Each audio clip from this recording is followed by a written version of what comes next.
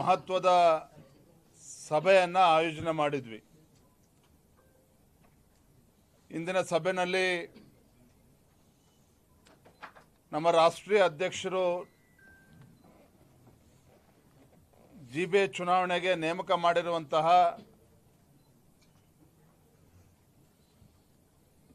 Ram Madhav G ಅವರು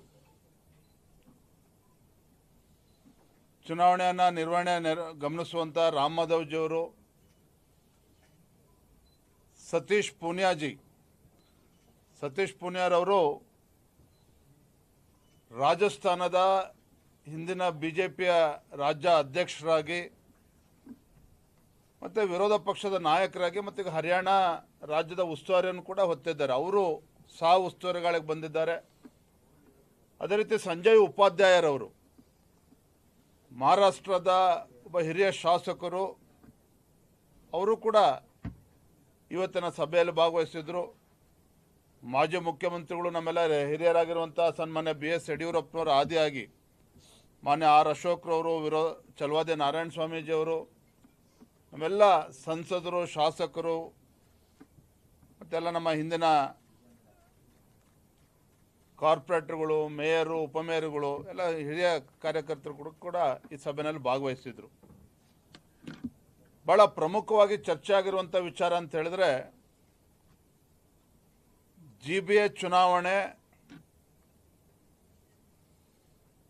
ಯಾವತ್ತೇ ನಡೆದರೂ ಸಹ ನಾವು ಗೆದ್ದೇ ಗೆಲ್ತೇವೆ, ಕಾಂಗ್ರೆಸ್ ಪಕ್ಷದ ತಂತ್ರ ಕುತಂತ್ರದ ನಡುವೆನೂ ಸಹ 5 GBAಗಳಲ್ಲೂ ಕೂಡ ಭಾರತೀಯ ಜನತಾ ಪಾರ್ಟಿ ಜಯಬೇರಿಯನ್ನು ಬಾರಿಸೋದಕ್ಕೆ ಒಳ್ಳೆ ಅವಕಾಶಗಳಿದೆ. ಹಾಗಾಗಿ ಅತಿ ಶೀಘ್ರದಲ್ಲೇ ಒಂದು ಅಭ್ಯರ್ಥಿಗಳ ಆಯ್ಕೆಯ ಪ್ರಕ್ರಿಯೆಯನ್ನು ಕೂಡ ಪ್ರಾರಂಭ ಮಾಡಬೇಕು. ಮತ್ತು ನಮ್ಮ ಕಡೆಯಿಂದ ಒಬ್ಬ ಹಿರಿಯ ನಾಯಕರ ಒಂದು ತಂಡವನ್ನು ಮಾಡಿ ಜಾತ್ಯತೀತ ಜನತಾದಳ ಅವ್ರ ಜೊತೆಲೂ ಕೂಡ ಚರ್ಚೆ ಮಾಡಿ ಅವರ ಅಭಿಪ್ರಾಯಗಳನ್ನು ಕೂಡ ಪಡೆದುಕೊಂಡು ಚುನಾವಣೆಗೆ ಸಜ್ಜಾಗಬೇಕು ಅಂತೇಳಿ ಇವತ್ತು ನಾವು ನಿಶ್ಚಯವನ್ನು ಮಾಡಿದ್ದೇವೆ. ಫೆಬ್ರವರಿ 28ನೇ ತಾರೀಕು ಮತ್ತು ಮಾರ್ಚ್ 1 ಶನಿವಾರ ಭಾನುವಾರ 5 GBAಗಳ ಪ್ರತ್ಯೇಕ ಸಭೆಗಳನ್ನು ಕರಿಬೇಕು. ಆ ಸಭೆಯಲ್ಲಿ ನಮ್ಮ ಪಕ್ಷದೆಲ್ಲ ಹಿರಿಯರು ಕೂಡ ಇರ್ತಾರೆ. ಸ್ಥಳೀಯವಾಗಿ ನಮ್ಮ ಕಾರ್ಯಕರ್ತರ ಅಭಿಪ್ರಾಯಗಳನ್ನು ಪಡೆಯತಕ್ಕಂಥದ್ದು, ಅವರ ಸಲಹೆಗಳನ್ನು ಪಡೆಯುವಂಥದ್ದು ಮತ್ತು ಅಭ್ಯರ್ಥಿಗಳ ಆಯ್ಕೆ ಪ್ರಕ್ರಿಯೆ ಹೇಗಿರಬೇಕು ಎಲ್ಲವನ್ನು ಕೂಡ ಚರ್ಚೆ ಮಾಡಿ ಮುಂದೆ ಹೋಗುವಂಥ ನಿಟ್ಟಿನಲ್ಲಿ ಒಂದು ಪ್ರಮುಖ ನಿರ್ಧಾರವನ್ನು ಕೂಡ ಇವತ್ತು ನಾವು ಮಾಡಿದ್ದೇವೆ. ಬಹಳ ವಿಸ್ತೃತವಾಗಿ ಚರ್ಚೆ ಆಗಿರುವಂಥ ವಿಚಾರ ಅಂತ ಹೇಳಿದ್ರೆ, ಬೆಂಗಳೂರು ಮಹಾನಗರ ಗಾರ್ಡನ್ ಸಿಟಿ ಅಥವಾ ಗಾರ್ಬೇಜ್ ಸಿಟಿ ಆಗಿ ಏನು ಪರಿವರ್ತನೆ ಆಗಿದೆ, ಉಸ್ತುವಾರಿ ಸಚಿವರಾಗಲಿ ಅಥವಾ ಕಾಂಗ್ರೆಸ್ ಸರ್ಕಾರ ಆಗಲಿ ಬೆಂಗಳೂರು ಮಹಾನಗರಕ್ಕೆ ಯಾವುದೇ ಒಂದು ಆದ್ಯತೆಯನ್ನು ನೀಡದೇ ಇರುವಂಥದ್ದು ಅಭಿವೃದ್ಧಿಯ ವಿಚಾರದಲ್ಲಿ.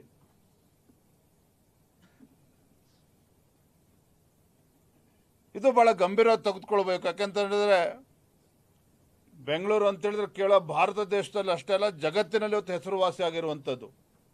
ಆದರೆ ಇಂಥ ಬೆಂಗಳೂರು ಬಗ್ಗೆ ಇಷ್ಟೊಂದು ಅಲಕ್ಷ್ಯವನ್ನು ಏನು ಕಾಂಗ್ರೆಸ್ ಸರ್ಕಾರ ತೋರಿರುವಂಥದ್ದು ದುರ್ದೈವ ಇದು. ಮತ್ತು ಇವತ್ತು ಭ್ರಷ್ಟಾಚಾರ, ಟನಲ್ ರೋಡ್ ಬಗ್ಗೆ ಮಾತನಾಡ್ತಾರೆ. ಈ ಕಾಂಗ್ರೆಸ್ ಸರ್ಕಾರದ ಯೋಗ್ಯತೆಗೆ ಒಂದು ಗುಂಡಿ ಮುಚ್ಚೋದಕ್ಕೂ ಕೂಡ ಆಗ್ತಾ ಇಲ್ಲ. ಬೆಲೆ ಏರಿಕೆ, ಇದೆಲ್ಲದರ ಪರಿಣಾಮವಾಗಿ ಬೆಂಗಳೂರಿನ ಮಹಾನಗರದ ಜನತೆ ಇವತ್ತು ಕಾಂಗ್ರೆಸ್ ಸರ್ಕಾರದ ಬಗ್ಗೆ ಬೇಸತ್ತಿದ್ದಾರೆ. ಮತ್ತೊಂದು ಕಡೆ DK ಶಿವಕುಮಾರ್ ಅವರ ನಡವಳಿಕೆಯನ್ನು ತಾವೇ ಗಮನಿಸಿದ್ದೀರಿ. ಅಪಾರ್ಟ್ಮೆಂಟ್ ವೆಲ್ಫೇರ್ ಅಸೋಸಿಯೇಷನ್ ಅವರು ಭೇಟಿ ಮಾಡಿದಾಗ ಅವರು ಮಾತನಾಡಿದ ಧಾಟಿ ಇವೆಲ್ಲವನ್ನು ಕೂಡ ಜನ ಗಮನಿಸ್ತಾ ಇದ್ದಾರೆ. ಹಾಗಾಗಿ ಇದೆಲ್ಲದರ ನಡುವೆ ಹಿಂದಿನ BJP ಸರ್ಕಾರ ಇದ್ದಂಥ ಸಂದರ್ಭದಲ್ಲಿ ಸನ್ಮಾನ್ಯ BS ಯಡಿಯೂರಪ್ಪನವರು ರಾಜ್ಯದ ಮುಖ್ಯಮಂತ್ರಿಗಳಿದ್ದಾಗ ಬೆಂಗಳೂರು ಮಹಾನಗರಕ್ಕೆ ಏನು ಆದ್ಯತೆಯನ್ನು ನೀಡಿದ್ರು, ಅನುದಾನವನ್ನು ಕೊಟ್ಟಿದ್ರು.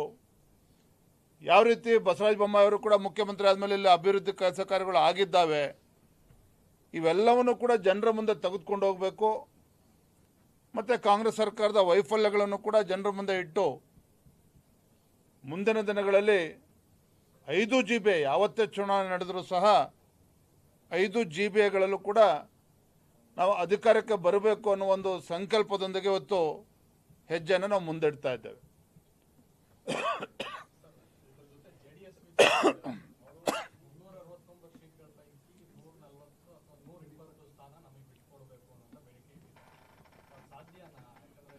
ಇವೆಲ್ಲವೂ ಕೂಡ ಮಾಧ್ಯಮದಲ್ಲಿ ಚರ್ಚೆ ಮಾಡ್ದೇನೆ, ಮಾಧ್ಯಮದ ಮುಂದೆ ಚರ್ಚೆ ಮಾಡ್ದೇನೆ ನಮ್ಮ ಪಕ್ಷದ ಕೆಲವೊಂದು ತಂಡ ಅಂದರೆ ಕೆಲವು ಹಿರಿಯರನ್ನು ಕೂಡ ಒಂದು ತಂಡ ಮಾಡಿಕೊಂಡು ಮಾನ್ಯ JDS ಪಕ್ಷದ ಮುಖಂಡರ ಜೊತೆಯಲ್ಲೂ ಕೂಡ ಚರ್ಚೆ ಮಾಡ್ತೇವೆ. ಅವರ ಅಪೇಕ್ಷೆಗಳು ಏನಿದ್ದಾವೆ ಎಲ್ಲವನ್ನೂ ಕೂಡ ಬಗೆಹರಿಸ್ಕೊಳ್ತೇವೆ. It's not an issue.